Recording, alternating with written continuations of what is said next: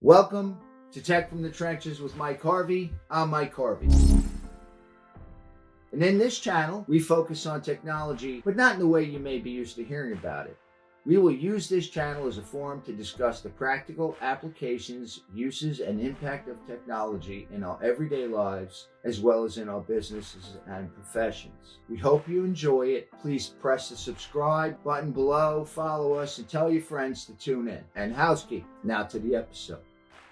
Like me, you may not have heard about ESG scoring unless you're in the investment industry or on the board of a large company whose valuation by financial institutions is of paramount importance to you. But I was asked to look into ESG scoring practices and provide my feedback.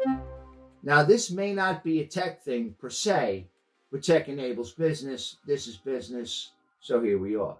I've spent close to 20 years implementing technology in the regulatory space from the local to federal level. Currently, my company provides regulatory compliance solutions to several clients, so I have a reasonable amount of knowledge about regulatory compliance. And by my albeit brief investigation, I'm going to share what I found. So let's start with this. What the heck is ESG scoring anyway? ESG, which stands for environmental, social, and governance. It is a way for investors to gauge a company's compliance and investability, not only with regulations and laws, but with other best practices that, in my opinion, are arbitrarily imposed. Commonly accepted ESG risks include environmental, which includes mitigation and compliance efforts in areas like climate change, conservation, and environmental protection. Social includes a company's business relationships with employees, suppliers, partners, shareholders, and the overall community. Governance focuses on how a company operates, including board practices, shareholder communications, and leadership ethics. Now, while on the surface, these risks sound reasonable until you honestly look at the motivation behind them. The assumptions that every business must comply with arbitrary risk imposed by a collection of unauthoritative entities to be considered a low risk and a good investment and get a high ESG score are in essence staggering. If you've ever heard the Chinese social score, where citizens are awarded and penalized based on their personal social media activity, this is not very different. Obviously, the Chinese Socialist Party is motivated to suppress free speech and ultimately free thought because they're a communist regime. It's in their DNA. And if you don't believe this, please stop listening because there's probably no hope for you. In the case of the ESG score, though, the risk surface is interspersed with both regulatory risk and moral imperative risk in an effort to convolute what is real risk and what is an attempt to control behavior of companies in general. I want to be clear here. Regulations and best practices are not the same thing. Regulations are not voluntary and best practices are discretionary. And the ESG scoring practices and anyone establishing the standards and risk factors is convoluting regulations and best practices. Why? I don't know.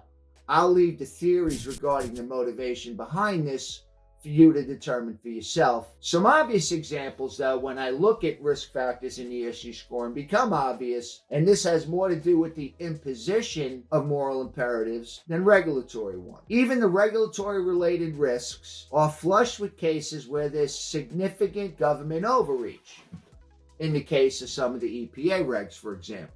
So, for argument's sake, let's say you own a fictitious Joe's Oil Company in Texas. Is there any hope for you getting a high ESG score? No way. Because you will fail virtually all the climate change risk measurements imposed in an ESG score. Even if you're socially inclusive, you fail the class.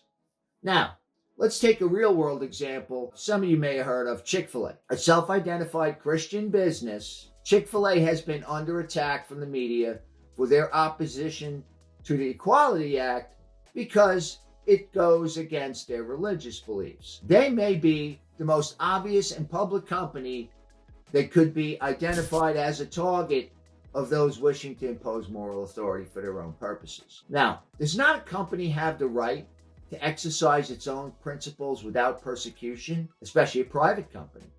I, for one, would love to see Chick-fil-A's ESG score, though I wonder if they even care. Coincidence? I think not. While I will not infer that I know what the motives are for the ESG score, I will say it's obvious the score is intended to establish and monitor acceptable corporate behaviors far removed from the jurisdictions of government. These behaviors are, if nothing else, arbitrary and based on an agenda the companies being monitored may, or most importantly, may not subscribe to, as the examples I provided. I will also say the risks defined in the ESG score use many woke dog whistles like global climate change, inclusion, and income inequality. And that, I do not believe, is a coincidence. So, final thoughts. There is a fundamental unfairness in the strategy of ESG scoring in general. I am left hard-pressed to believe anything except that it is another insidious mechanism for the elites to feel better about themselves and their unrivaled virtue by imposing their selective moral imperatives on the rest of us. If you find yourself in a position to choose to embrace ESG scoring or not for your business, you at least should understand the motives behind it. And if you value your rights as a business to exercise your fundamental principles and beliefs without arbitrary imposition from the morally superior, you will need to get a backbone and say thanks, but no thanks, and protect your freedom. And that's all for this episode. Again, we encourage a feedback dialogue. You may agree, vehemently disagree with me, but let's talk about it. See you all next time on Tech from the Trenches with Mike Harvey.